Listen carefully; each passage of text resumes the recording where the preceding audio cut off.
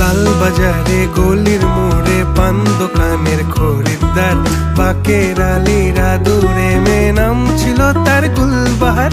লাল বাজারে গলির মোড়ে পান দোকানের খরিদ্দার, বাকের আলীরা দূরে মেয়ে নাম ছিল তার গুলবাহার।